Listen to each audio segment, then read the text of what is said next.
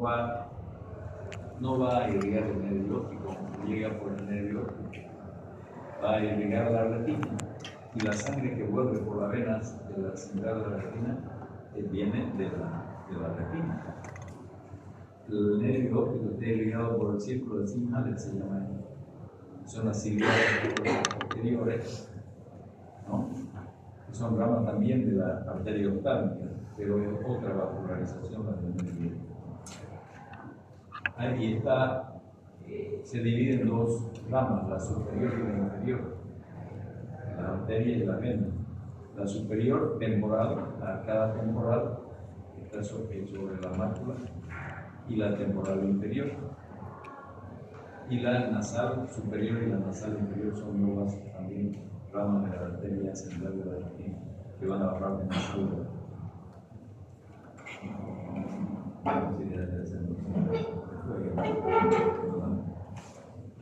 Cuando la depresión de la red central, el cambio en la depresión central del nervio óptico, del apetito óptico, el tamaño de la depresión es de acuerdo al lugar de la arteria central de la retina que emerge del disco.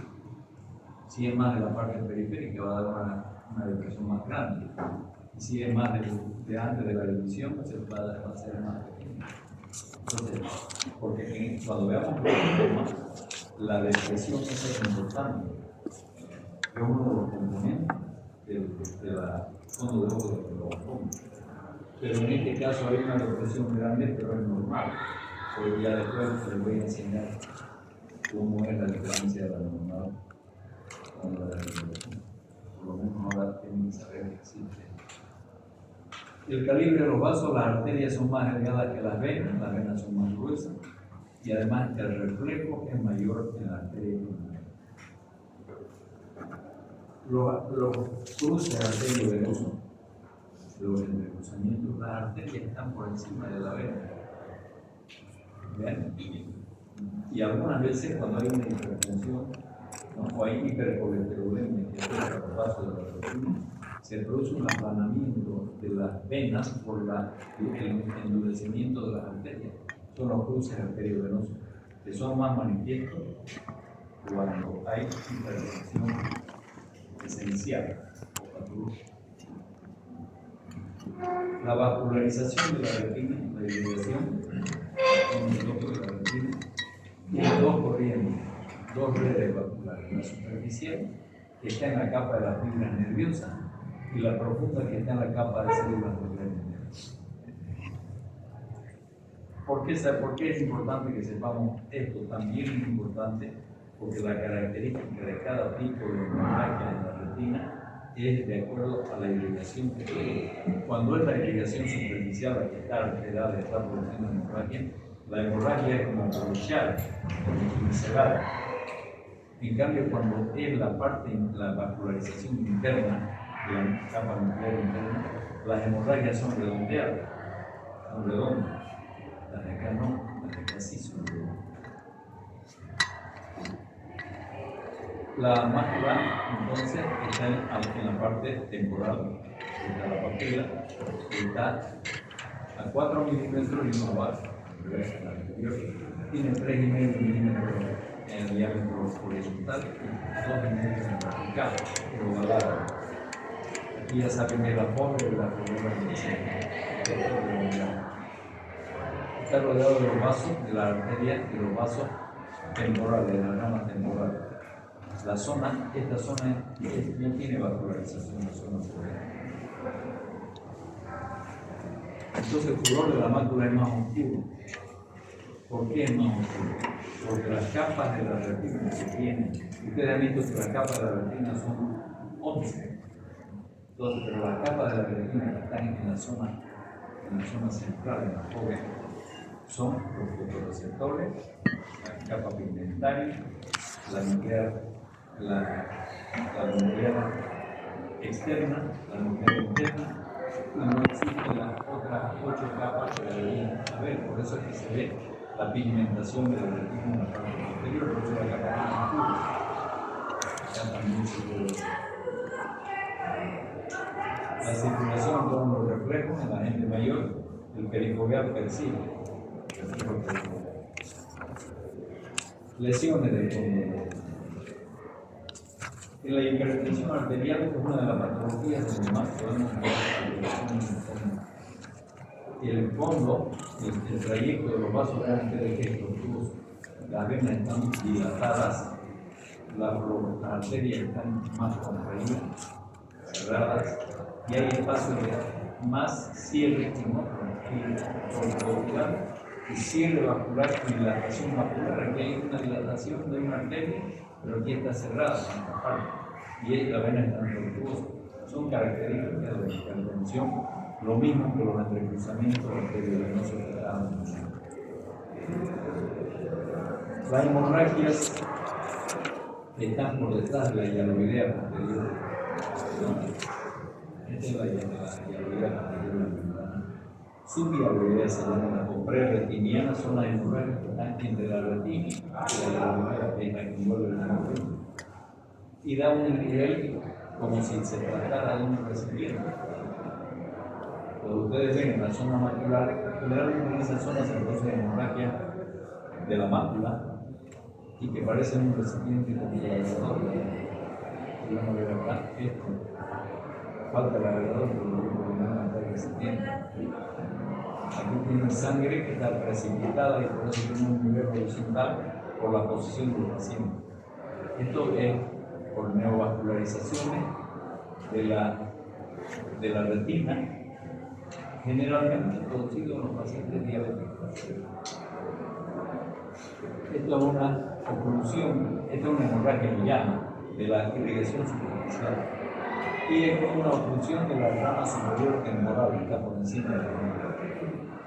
Son bordes un poco negros, ¿no? como manchados, y entre pacientes hipertensos es más frecuente que se produzcan oclusiones venosas de la retina, de rama o de la vena central. Esta es una oclusión de la arteria central de la retina. Si ustedes se fijan aquí, las arterias no tienen sangre, solo hay las venas en menor cantidad. El nervio óptico está próximo completamente, y si lo vemos, este no nos sirve mucho para ver bien, pero la fobia tiene un punto en cereza, un punto rojo cuando vemos directamente en el centro de la fobia. Son las características de la oclusión de la arteria central en la retina. Oclusión de la vena central. Fíjense ustedes que en la oclusión venosa la sangre sigue llegando, como está ocluida la vena, entonces produce hemorragia. En cambio, en esta, la arteria está ocluida, por lo tanto no llega a la arteria y se atrofian los vasos arteriales y el nervio óptico está atrófico.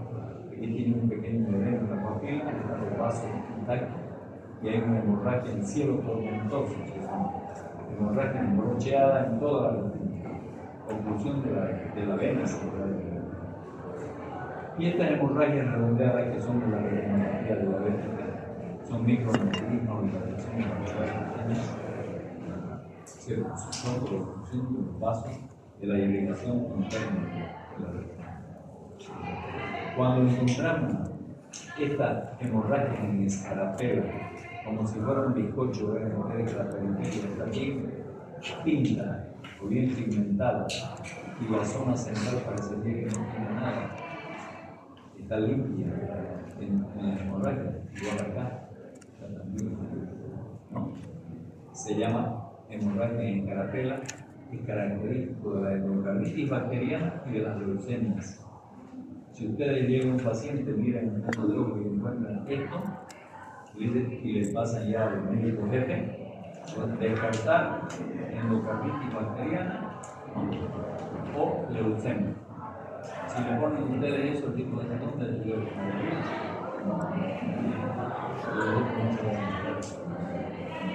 es importante, porque solamente con mirar el fondo de ojo, antes de que hagan ningún otro examen, ustedes pueden llegar a la sospecha.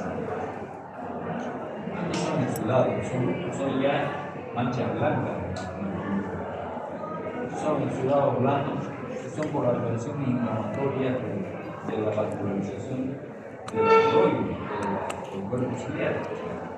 Y entonces tenemos la retinitis, la poliretinitis, la vasculitis, que que por la salida, ¿no?, de plasma de los vasos, por la alteración de la permeabilidad, se forman estos exudados blandos, que son algodonosos, procesos inflamatorios. Y estos exudados duros se absorben de la parte líquida del edema producido por la salida por la alteración de la permeabilidad vascular, y queda ahí impregnación lipídica y además los elementos sanguíneos sólidos.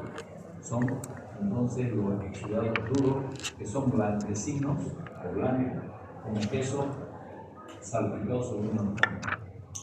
Y estos son hemorragias, microhemorragias redondeadas. Esto es una retinopatía, probablemente una retinopatía de diabetes. También las manchas blancas del fondo de ojo, son estos que son las oleodendritis por toxoplasmosa. Estas son la fase inicial, la fase activa de la toxoplasmosis. Y aquí hay un secreto edema de la papila y filtrado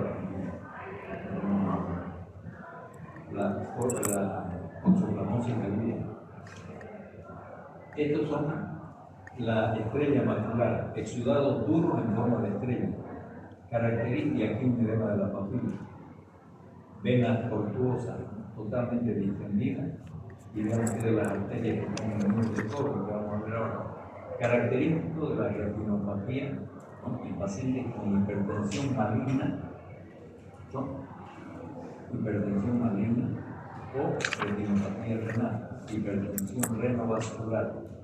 Son características la presencia de estrella macular, edemas de la papila y los demás rasgos de la hipertensión. Es una estrella macular incompleta y también edema de la papila, hemorragias papulares, alteraciones de velocidad de la vascularización, etc. Hipertensión renovascular. Aquí tenemos cicatrices poliuretanianas, manchas oscuras, en flor negra. Entonces, características de la toxoplasmosis, toxocariasis, sífilis congénita también presenta manchas parecidas, pero estas son características de la toxoplasmosis. Y la toxoplasmosis generalmente elige la zona macular. Hongo en sal y pimienta, que lo hemos visto como se quiera, característico de la retinopatía por luz sifilítica.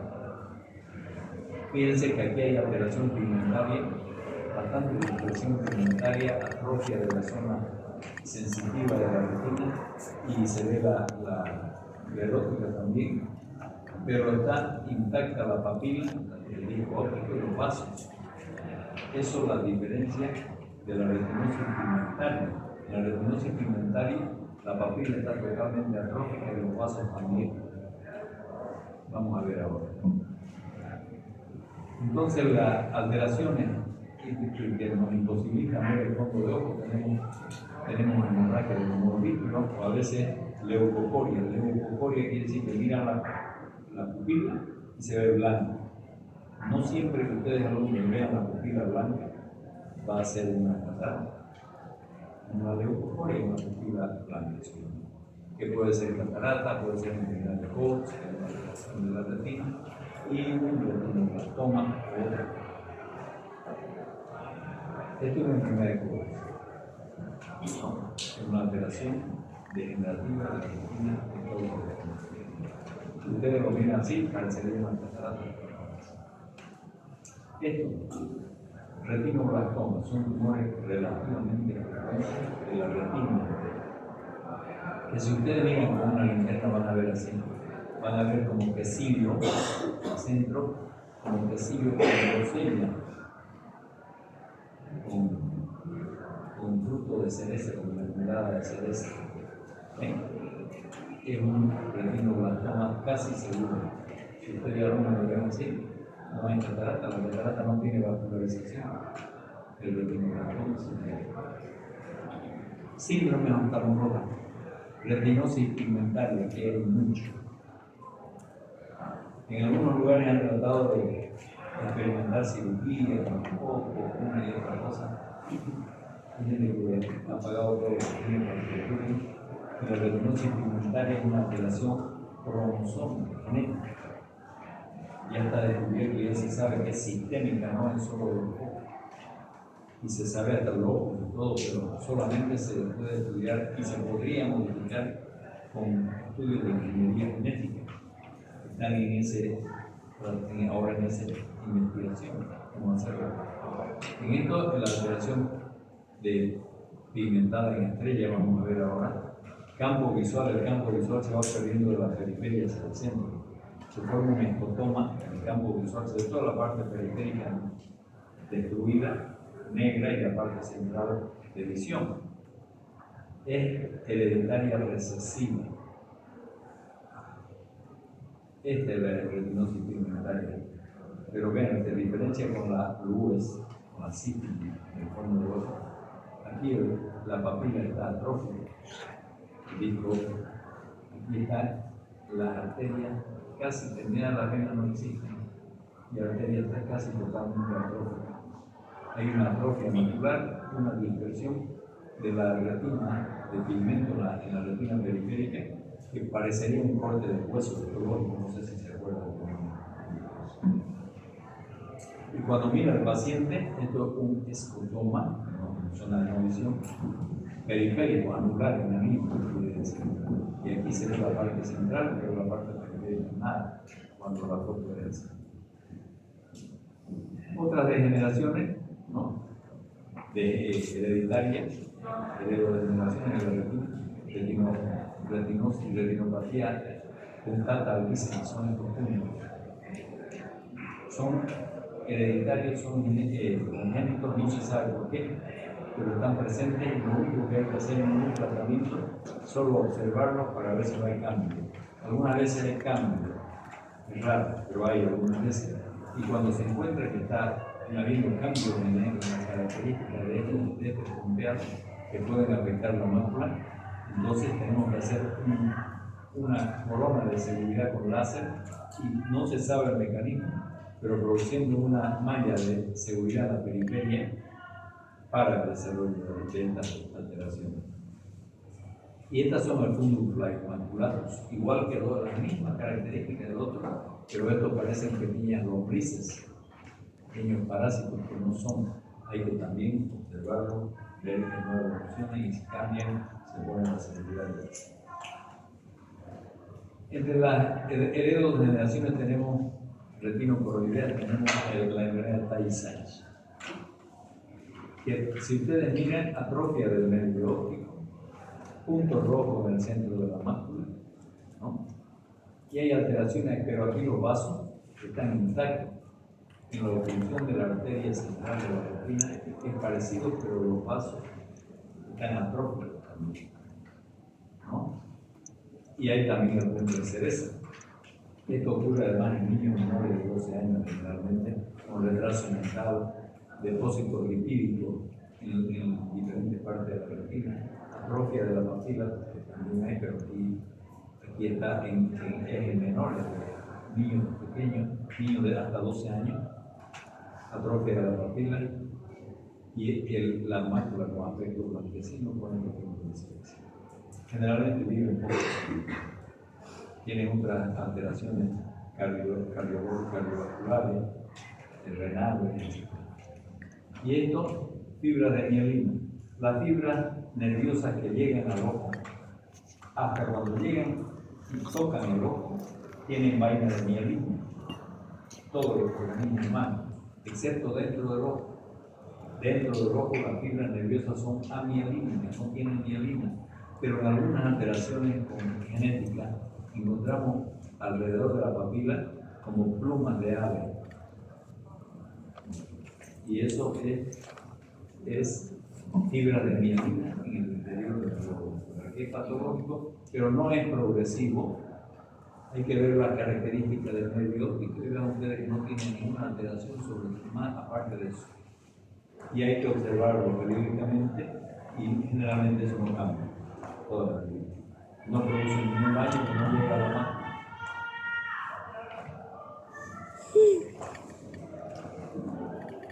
alteraciones entonces aquí las colobomas. Los colobomas en el fondo de ojo son la ausencia de tejido de alguna zona del fondo de ojo, en este caso de la coroide. Aquí falta toda la zona interior de la coroide, la vascularización está, ahí está la papila, y se ve la esclerótica, y también se ve la esclerótica.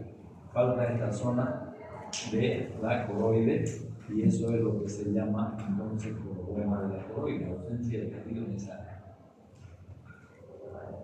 Y la facomatosis, ¿no? Que son tumoraciones en el fondo de ojo, como esta. Estas son nódulos de Koeppe y de Lusaka, que están en el borde de la pupila, y se deben a la enfermedad de Recklinghausen, o von Hippel-Lindau, esta neurofibromatosis, enfermedad von Recklinghausen. Producen alteraciones cerebrales, tumoraciones de este tipo nerviosas periféricas, neurológicas periféricas. Y el primer lugar donde se identifican es en el fondo de ojo, pero también hay en el iris, y cuando ustedes examinan al paciente van a encontrar estas manchas y tumores periféricos nerviosos color café con leche. Aquí una enfermedad de von Hippel-Lindau es una comunicación arteriovenosa, ¿no?, con la formación de un tumor vascular en el fondo de ojo, enfermedad, ¿no?, y la retinopatía del prematuro, que la han leído, no llevo a pedir, pero saben, ¿no? La retinopatía del prematuro se produce en los niños. La retina termina de desarrollarse a las 40 semanas de la gestación, la parte anterior de la parte periférica. Entonces, cuando nacen los niños prematuros, de lo que es, por eso se llama retinopatía del prematuro. La retina ha nacido de 27 semanas o de 30. Entonces la retina no ha alcanzado a desarrollarse en la parte anterior. A ese niño lo meten en una carpa de oxígeno, y el exceso de oxígeno le produce formación de CO2. En exceso hay un desequilibrio entre el CO2 y la formación de oxígeno, y eso produce neovascularización de la parte periférica de la retina que no se ha formado, y se forma fibrosis de la retina, cicatrización, tracción y desprendimiento de la retina, y finalmente ceguera. En estos casos los niños, ahora hay, ¿cómo se llama esta? Incubadora para recién nacidos con este tipo de cosas. Pero no, ninguna incubadora ha logrado compensar la cantidad que cada niño necesita de oxígeno y de CO2 para balancear y que no ocurra esto. Entonces tienen dos opciones: o tienen una retinopatía del prematuro, o tienen un síndrome de distrés respiratorio que es producido por la falta de oxígeno. Entonces hay que vigilarlo, y cuando esta enfermedad existe en el fondo de ojo, que lo primero que hay que hacer en un niño prematuro es examinar el fondo de ojo, como está haciendo con un microscopio binocular en directo. Vamos a encontrar esta neovascularización, la parte periférica de la vascularización, esta es la zona no vascularizada, y a los 2 meses que ha nacido el niño, se ha hecho el diagnóstico. A los 2 meses hay que fotocoagular con láser toda esta zona para evitar que se pierda la visión del niño, para evitar el desprendimiento de retina. Otro tipo de enfermedades que ya son inmunológicas, como el lúpulo eritematoso. Tenemos zonas blanco-lechosas en placas, y zonas hemorrágicas con vasculitis, y hay hipertensión arterial. No encontramos ninguna otra alteración que nos indique otra patología. Entonces sospechamos que cuando miramos el fondo de ojo casi sano, con este tipo de exudado y con hemorragia helada periférica, sospechamos lúpulo eritematoso. Y en la retinitis y en los procesos inflamatorios tenemos vasculitis, que son causas inmunológicas o infecciosas, por hongos, por varicelas, etc. Entonces hay una salida del plasma a través de los vasos, y se forma este tipo de fondo de ojo, ¿no?, con vasos envainados, ¿no?, que son características de endoftalmitis. Aquí tenemos los procesos inflamatorios, la coroiditis, que es diferente que la retinosis pigmentaria. Vean que aquí la papila está completa, los vasos están completos, no está atrófica la papila, más bien está con neovascularización en la zona papilar, y esa es la característica de la choroiditis.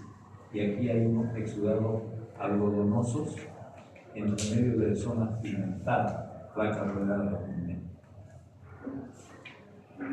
Los procesos inflamatorios, en este caso, la choroidopatía central serosa se llama esto. Esto es una tomografía de la mácula en vertical, en un corte vertical y un corte horizontal. Vean que ahí la zona central está desprendida, aquí hay líquido. Esto es característico de pacientes estresados. Es frecuente en pilotos cuando está sometida a estrés por alguna causa. Choroidopatía central serosa, choroiditis central serosa. Es una zona edematosa. Esto se trata con, se hace una angiocolinsemografía. Con eso se identifica de cuál vaso es lo que está filtrando esto y se pone el láser en ese vaso. O también se inyecta antiangiogénico intravítreos. Y la hipertensión arterial benigna hay que diferenciarla de la maligna. La benigna, van a ver ustedes la vascularización alterada, la vascularización tortuosa, etcétera, pero aquí no hay exudados duros, que es la característica de la retinopatía de la hipertensión maligna. Aquí vean exudados duros, atrofia del nervio óptico, alteración de las arterias de la retina y tortuosidad de las venas. Esta es la hipertensión arterial maligna. Y mejor se encuentra, cuando encuentran la estrella macular, lo más probable es que la hipertensión sea por causa renal. Hipertensión arterial maligna, entonces, vasos perivasculares poco visibles, ¿no? Relación arteria-vena alterada, edema de la retina, exudado algodonoso, exudado puro, estrella macular. Aquí tiene lesiones, aquí tienes la edema de la papila, atrofia casi de la arteria, pigmenta, ¿no? Tortuosidad de las venas, exudado duro. Hipertensión arterial maligna, hipertensión arterial. Y en la arteriosclerosis, vamos a ver que en el cruce arterio-venoso, este es el cruce arterio-venoso normal, la arteria de la vena. Cuando hay hipertensión, ¿no? Pasa con retinopatía arteriosclerótica, hay una depresión de la vena por la presencia de la arteria encima. Arterias en hilo, esto es la hipertensión. Miren la tortuosidad de la vena, las arterias en hilo de cobre, arterias color cobre. Arterias en hilo de plata, la hipertensión mayor, las arterias se ponen blancas y la vena rosada. Manchas rojas, ¿no? Microaneurismas de la retinopatía y microhemorragia de los diabéticos, de la retinopatía diabética. Esto también es retinopatía diabética, no se olviden. Cuando miren un fondo de ojo, microaneurismas, microhemorragia, hemorragia pequeña, hemorragia redondeada, regañada, y exudado duro, retinopatía, el paciente diabético, retinopatía diabética, ¿no? Hemorragia, neovascularización de la retina. Miren esta neovascularización en todo el segmento posterior, ¿no? Y en una atrofia de la papila, probablemente eso también por la retinopatía. Esto es una hemorragia preretinina, vean aquí una vascularización en todo el disco óptico y hemorragia subiaurial. El tratamiento de los pacientes que presentan retinopatías diabéticas de cualquier tipo, el tratamiento principal es el tratamiento de la diabetes. Porque por más que hagamos maravillas aquí, si el paciente sigue descontrolado con la diabetes, va a volver en 3 meses que lo curamos y otra vez está diabetes. Entonces, lo básico, controlar la hemoglobina glucosilada, los triglicéridos y la hipertensión arterial. En esta paciente. Lógicamente hay que coordinar con el endocrinólogo, y la retinopatía diabética es el control metabólico, fotocoagulación con el láser. En esa retinopatía, inyecciones intraoculares de ángiotensina, cada semana. Esta es la fotocoagulación, panfotocoagulación de la retina. Siempre hay que tratar de no tocar la zona de lesión, la zona macular, para evitar disminuir la lesión por una quemadura de la retina en el segmento visual. Estas son las drusas. Las drusas son destrucciones de los fotorreceptores, los conos y los bastones, que se forman así aglomeraciones de los fotorreceptores, de los residuos, que al final se van juntando y van atrofiando la mácula. Esta es la enfermedad de la mácula, la maculopatía senil, o la maculopatía relacionada con la edad, que comienza con destrucción de los fotorreceptores. Después vean ustedes cómo se van formando las manchas de atrofia de la retina, y posteriormente tenemos la neovascularización coroidea, con destrucción total de la mácula, y hemorragia periférica, se llama maculopatía visifolia, ya con hemorragia y con neovascularización coroidea, ya la mácula hermosa y los vasos y todo, pero la mácula hecha con agua. Y los desprendimientos de retina. El desprendimiento de retina son los despegamientos de la retina pigmentaria de la retina sensorial. Esta es la retina sensorial, detrás la retina pigmentaria, y aquí un desgarro por enherradura, por fracción. A través de este desgarro entra el líquido del tumor vítreo atrás de la retina y la desprende. Eso es el desprendimiento de la retina. Generalmente por desgarro. Este se llama primario, ¿no? Y este se llama secundario cuando es por compresión, no es por rotura de la retina, por causas inflamatorias, por diabético, en tumores de la coroide, no hay desgarro. Entonces, primario y secundario. Aquí tenemos un desgarro grande, un desprendimiento de la retina. Aquí hay una tracción de la retina por el humor vítreo y un desprendimiento de la retina por tracción. Cuando hay un paciente que llega al consultorio y dice, esta mañana me levanté y cuando vi como una mancha, como una cortina, eso es probablemente el paciente mira como si tuviera una cortina en una parte de su visión. Y al comienzo comienza a ver el primer síntoma de que hay alteración en la retina, comienzan a ver lucecitas o comienzan a ver cositas flotando. Cuando ven flotadores se llaman moscas volantes, ¿no? También hay que ver el fondo del ojo, ¿no?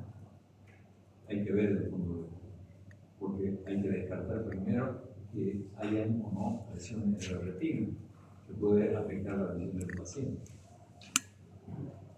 Los factores vítreos, también factores vítreos que producen desprendimiento de retina. El humor vítreo, que es una gelatina, un tejido gelatinoso, ¿no? A la medida en que va pasando el tiempo, se van volviendo, ese gel se vuelve líquido, como esto. Se llama cinéresis del humor vítreo. Y al hacerse estos sacos de líquido, ¿no? Van fraccionando los puntos de fijación. Aquí se ha formado un saco, se han formado sacos también, y es cuando uno comienza a ver los flotadores, volando. Aquí sigue, ya se ha desprendido toda la hialoidea posterior, y esto ya es líquido, pero estos puntos están fijos. Entonces sigue con el movimiento del globo ocular, reacciona la hialoidea posterior y rompe la retina y produce el desprendimiento de la retina. Otras causas del desprendimiento de la retina son las degeneraciones como esta en baba de caracol, que son atróficas, congénitas, y que tienen pequeñas zonas perforadas y producen desprendimiento de retina, y degeneración en baba de caracol con su orificio de la retina, que producen desprendimiento de retina también. Degeneraciones enfalizadas, igual que la anterior, producen pequeños orificios retinianos que producen desprendimiento. Y aquí las miopías altas, ¿no? Producen esta atrofia de la retina en la zona peripapilar, que por el alargamiento del ojo miope, el ojo es más largo del ojo, lo normal. Al ser más largo el ojo, la retina es más delgada, como entrar un globo, es más grande, más delgado. Y esta es la zona más afectada, la zona posterior, que se llama atrofia escleral miópica y es causa de desprendimiento de retina también. Aquí los micro orificios periféricos, esta es la hora cerrada, aquí empieza la parte plana de la retina y aquí ven estos pequeños orificios que están causando este desprendimiento de la retina. Aquí la causa, entonces, degeneración en baba de caracol, rotura en herradura, degeneración en empalizada, en herradura. Todo esto producen. Acá hay un desprendimiento de retina antiguo, como es inferior, no ha llegado a subir, y esta es la causa de este pequeño orificio de la retina, y la causa que tiene un quiste retiniano. Y sabemos que es antiguo, que no ha llegado a subir, porque se produjo esta línea limitante de pigmento que hace que no siga despegando el saldo de la retina. Este paciente tiene visión 20/20 porque tiene la mácula intacta, pero tiene un desprendimiento de la retina inferior. Aquí una de rotura en la herradura de la retina y desprendida toda esta parte de la retina. El tratamiento del desprendimiento de la retina es quirúrgico. Es aplicar la retina, absorber el líquido que ha quedado en las dos capas de la retina y ponerle láser para que pegue, o crío para que pegue la retina en su lugar. Esto es una cirugía convencional, donde se deja un cinturón de silicona para que aproxime la retina a la parte despegada. Entre los tumores en el fondo de ojo, en la retina, tenemos los melanomas, que son los melanomas de crecimiento rápido, que tienen vascularización con la angiografía, ¿no? Con la angiofluorescein-tomografía, este es el tumor, y después en la angiofluorescein-tomografía podemos ver aquí la vascularización que está filtrando, que está vascularizada. En cambio, esto es un neo de la retina. Acúmulo de melanocitos, de pigmentos solamente, pero no es tumor maligno. Este sí es tumor maligno. Este sí es tumor maligno. Porque no, vean que no está filtrando demasiada, no tiene vascularización importante. Y esto es un melanoma, es un retinoblastoma, pero que ya lo vimos desde la linterna, ya lo vemos en el fondo de ojo. Estos son retinoblastomas, tumores malignos de la retina, los más frecuentes. Miren el fondo de ojo. Generalmente cuando existe un ojo también grande las posibilidades de que tenga en el otro. Y si hay alguien en la familia, siempre hay que examinar a los descendientes porque se transmite. Aquí el retinoblastoma. Este es un retinoblastoma con invasión a la cornea, que digo retinal. No sé si tienen preguntas de esto. Encienda la luz, por favor.